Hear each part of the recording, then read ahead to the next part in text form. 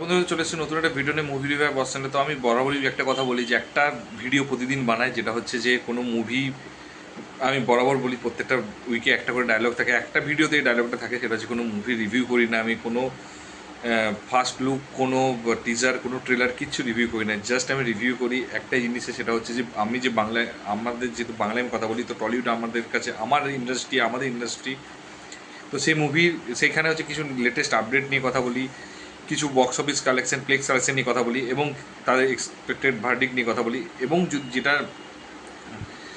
যেটা হচ্ছে latest news, যেটা আমার কাছে খবর আছে যতটুকু, আমি বিশাল বড় এখনও ইনসাইডার হতে পারিনি, সেটা আমি ব্যাড লাক বলতে পারো বা আমি লাকি বলতে পারো, যেটাই হোক, বাট স্টিল আমি বলবো যে সেইগুলো নিয়ে আমি রিভিউ বলি। তো সেই জিনিসটা হচ্ছে সে তারই ভিডিও এটা। তো এই সপ্তাহে যথারীতি আবার চলে এসেছি সেই ভিডিওটা নিয়ে, যে ভিডিওটার জন্য কেউ অপেক্ষা করে না, তবু আমি করি আর কি। তো অ্যাকচুয়ালি বেসিক্যালি কোনো ভিডিওটার জন্য অপেক্ষা করে না, তো এই ভিডিওটার জন্য কেউ অপেক্ষা করেই না, ঠিক আছে বেসিক্যালি।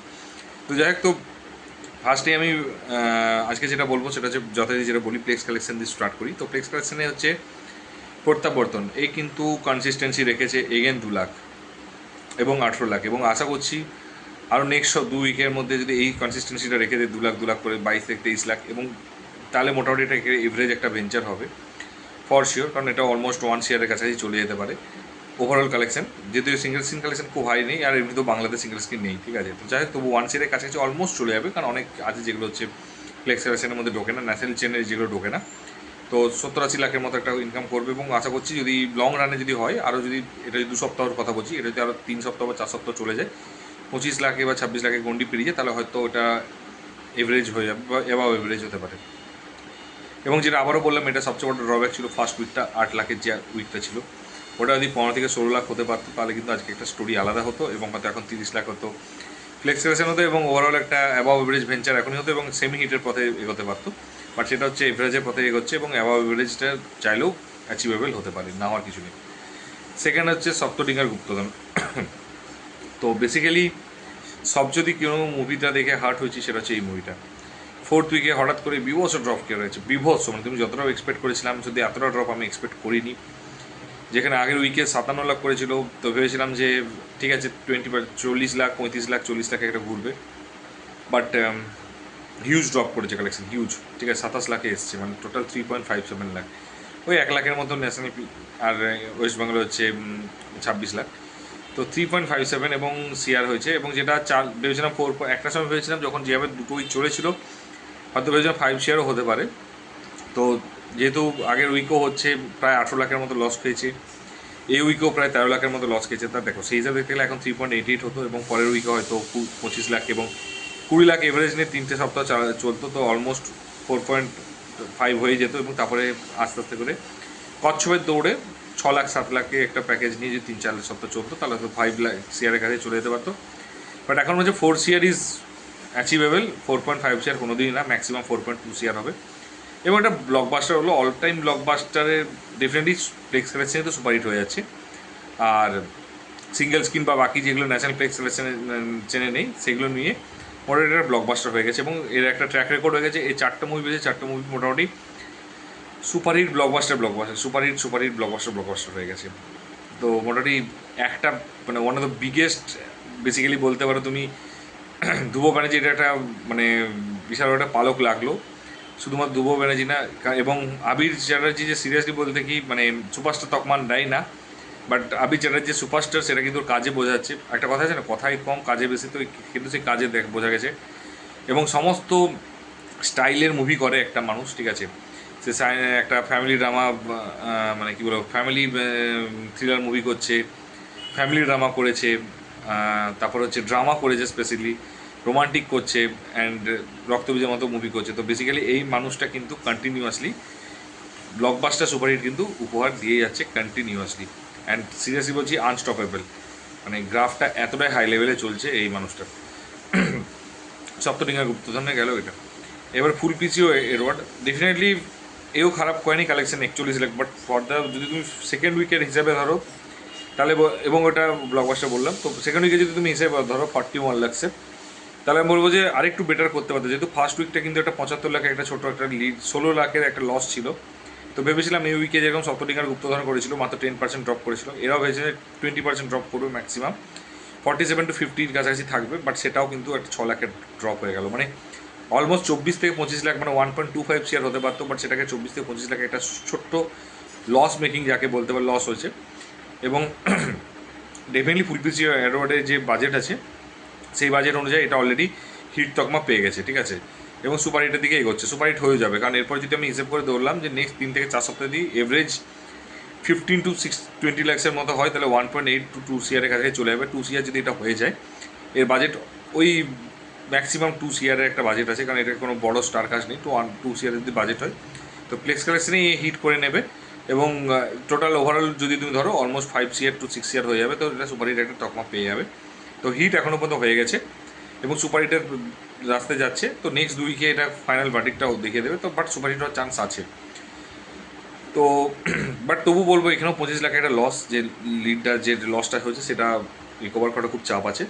এবার পরের সপ্তাহে আশা করছি যদি পরের সপ্তাহে 30 লাখ টানে, এবং মানে 30 থেকে 32 লাখ, তারপর সপ্তাহে যদি 25 মানে 22 থেকে 25 লাখ, অ্যান্ড তারপর সপ্তাহে যদি 15 থেকে 20 লাখ হয়, অ্যান্ড তারপর সপ্তাহে যদি তুমি 10 থেকে 15 লাখের মতো হয়, তারপরে 5 লাখের 2 উইক বা 3 উইক যদি তুমি 5 লাখ একটা এভারেজ ধরে চলো, তাহলে মোটামুটি তো বললাম 30 লাখ একটা, 30 হোক ওইদিকে 24 হোক, এদিকে 18 হোক, ঠিক আছে, 72 লাখ, অ্যান্ড তারপরে বা 18, মানে কী বলবো, মানে 30 হোক, তো দেখা যাক কতটা হয়। আচ্ছা, তো তারপর যদি 14 হয় তো মোটামুটি একটা 66, এবং তারপর 5-এর দৌড়গড়ে 4টা, তো 1,80,00,000 to 2 সিআর এক্সট্রাকশন হওয়া উচিত, এবং যেটা হয়ে গেলে সুপার হিট তকমা পেয়ে যাবে। তো দেখা যাক কোথায় গিয়ে দাঁড়ায়, অ্যাকচুয়ালি কোথায় গিয়ে আটকায়, কারণ এখনও রিসেন্টলি কোনো সেরকম মুভি নেই, এবং বড় বাজেটের মুভি, বড় স্ক্রিন নিয়ে নেওয়ার মতো মুভিও আছে শুধুমাত্র। এরপর নেক্সট আসছে দেখতে গেলে বাইক অ্যাম্বুলেন্স দাদা ব্যাড দেবদার, এবং সেটা পর্যন্ত ওয়েট করা যেতে পারে, এবং সেটা পর্যন্ত আশা করছি একটু দিক করে এগোবে। এবং যেহেতু মানে বাংলা সিনেমা রিলিজ আছে, বাট ওই লেভেলে রিলিজ নেই। এরপর নেক্সট আসছি সেটা হচ্ছে ফেরা, যেটা আমার সবচেয়ে, যদি তুমি আমাকে বলে থাকো কর্পূর দেখার পর, কর্পূরের পর আমি হার্ট হয়েছিলাম, কারণ কর্পূরের এক্সপেকটেশন ছিল অনেক হাই আমার কাছে, সেটা যখন হচ্ছে হার্ট হয়েছিলাম, এবং তারপরে সেকেন্ড হার্ট হচ্ছে সেটা হচ্ছে ফেরা দেখে, কারণ এই দুটো সত্যি কথা বলতে কি দারুণ মুভি। ফেরা হচ্ছে one of the finest movie আমার লেগেছে, এবং রিসেন্ট টাইমসে বাবা ছেলের যে সম্পর্ক, বাবা ছেলের যে ইমোশন, বাবা ছেলের যে স্টাইল, বাবা ছেলের যে সোয়াগ, সেটা এই মুভিতে তোমার ছিল, সেটা কিন্তু বিভৎস মিস করেছে, এবং রিয়েলিটিটা নিয়ে বুঝিয়েছে। এখনকার দিনে দেখো টোটাল মানুষের 5% লোকও হচ্ছে ওই যারা হচ্ছে মাসে 1 লাখ 1.5 লাখ করে কামায়, সেটা 5%-এর মানুষ আছে, ঠিক আছে, বা তার বেশি। কিন্তু ওই 40-50 হাজার টাকা, যে 30 থেকে 40 হাজার টাকা, 35 হাজার টাকা একটা যে স্যালারি, যে পে স্কেল বা স্ট্রাকচার রয়েছে, সেটাতে অলমোস্ট হচ্ছে তুমি যদি দেখতে পারো, অলমোস্ট তুমি যদি দেখো বাকি 30 to 40% আছে, এবং ওই যে মানুষরা তারা সবচেয়ে বেশি সাফার করে। তার দুটো কারণ বলছি, তাদের কাছে হচ্ছে তারাকে শো অফ করতে হয়, সবার সাথে মিশতে হয়, সেখানে খরচা থাকে, এবং তাকে স্ট্যাটাস মেনটেন করতে হয়। তারপর তাদেরকে হচ্ছে মানে আরও অনেক কিছু স্ট্রাগল করতে হয়, যেমন ওই দুটো স্ট্রাগল হলো। তারপর তাদেরকে বাবারা ভাবে যে বড় কর্পোরেটে জব করছে, বড় অ্যামাউন্ট স্যালারি আছে, বড় এক্সপেকটেশন আছে, তো এটা করছে না, ঠিক আছে, এবং তাদের কাছে একটা নিজেরও একটা ক্যারিয়ার আছে, নিজেরও একটা মনে হয় শখ পূরণ করতে হবে, তো ওই মাঝখানে একটা পিসে যাওয়া, ঠিক আছে। তো এই একটা প্রপার যদি তুমি জেনারেলি তুমি যদি বলো, তো ওই লেভেলের একটা মুভি ছিল, বাট সেটাতে ভেবেছিলাম ফার্স্ট উইকে 20 থেকে 25 লাখ হবে, এবং সেকেন্ড উইকে হয়তো ড্রপ খাবেই না, অলমোস্ট যদি 25 লাখ হয়ে থাকে, সেকেন্ড উইকে হয়তো 18 থেকে 20 লাখের মধ্যে একটা করবে। বাট ওই যে 45 লাখের একটা যে ব্যাপার ছিল, সেটা পুরোটা মানে ড্রপ করে গেছে। প্রথম সপ্তাহে মাত্র 13 লাখ, এবং দ্বিতীয় সপ্তাহে 11 লাখ।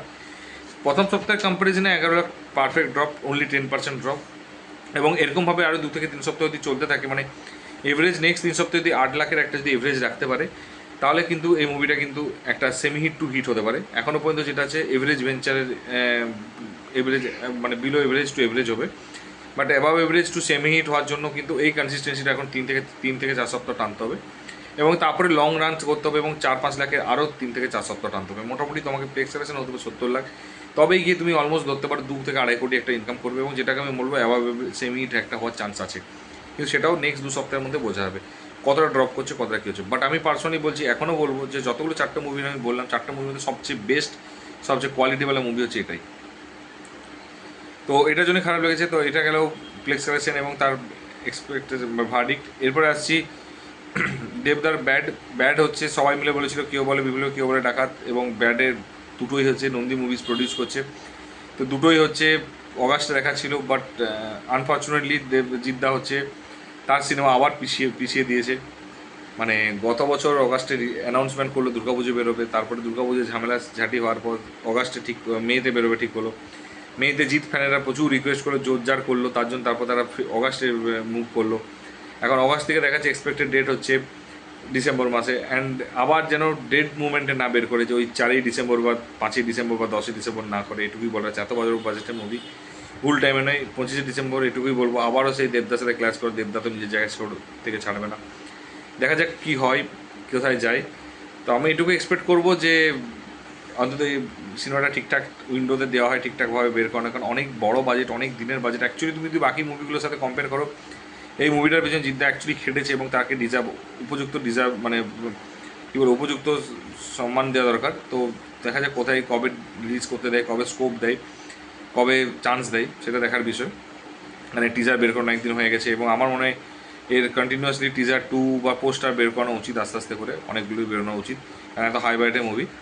এবং হচ্ছে কতটা কী হয়ে যায় দেখা যাক। এবং নেক্সট আর কী বলবো, মানে এইটার সিরিয়াসলি বলতে এটা দরকার ছিল সাপোর্টে, বাট কেউ দেখতে পেলাম না সাপোর্ট। এটা এই জন্যই বাংলা ইন্ডাস্ট্রি কোনোদিন উন্নতি করতে পারবে না।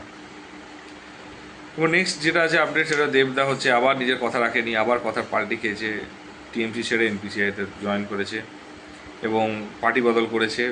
তো মানুষটা সত্যি কথা বলতে কি, মেগাস্টার একটা কথা আমি সে স্পেশালি জুয়েলদার কথা বলতে চাই।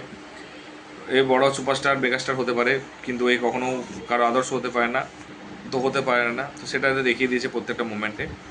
তো এটুকুই আশা করিনি, এটা এতদিন ধরে এটুকুই বলার আছে।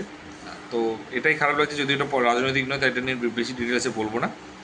তো যাক, কোন খবরটা তোমাকে সবচেয়ে শক করেছে, কোনটার জন্য সবচেয়ে এক্সাইটেড, সেটা অবশ্যই জানিও। কোনটা যদি কোনো ভার্ডিক্ট আমি ভুল বলে থাকি, সেটা যদি ভুল হয়ে থাকে, সেটা আমাকে অবশ্যই বলো এটা ভুল আছে। বা কোনো কালেকশন মনে হচ্ছে তোমার কাছে ট্রাস্টেবল না, ডেফিনেটলি আমার কাছে বাংলা সিনেমা সেভাবে ট্র্যাক কেউ করে না, সেভাবে ট্রাস্ট জায়গা নেই। বাট স্টিল যেটুকু আছে সেটুকুর উপর আমি রিসার্চ করে বলেছি। তো যদি কোথাও মনে হয় সেটা অবশ্যই কমেন্ট বক্সে কমেন্ট করে জানিও। আর যদি ভিডিওটা ভালো লেগে থাকে তাহলে বন্ধুদের মধ্যে শেয়ার করো। এবং যদি সাপোর্টের জন্য, যদি ওই জিদ্দার সিনেমার যদি সাপোর্ট যদি দরকার, বা তার জন্য অন্তত শেয়ার করো, প্রত্যেকটা প্রডিউসার প্রত্যেকটা হিরোর কাছে যেন পৌঁছে, তার জন্য সাপোর্টের জন্য কোনো একটা কেউ স্লট ছেড়ে দেয়, ভালো স্লট, এটুকুই বলা আছে। আর যদি চ্যানেলে নতুন হতো অবশ্যই সাবস্ক্রাইব করে দিও। আর দেখা হচ্ছে পরের ভিডিওতে। ভালো থেকো, take care, ta-ta, bye by.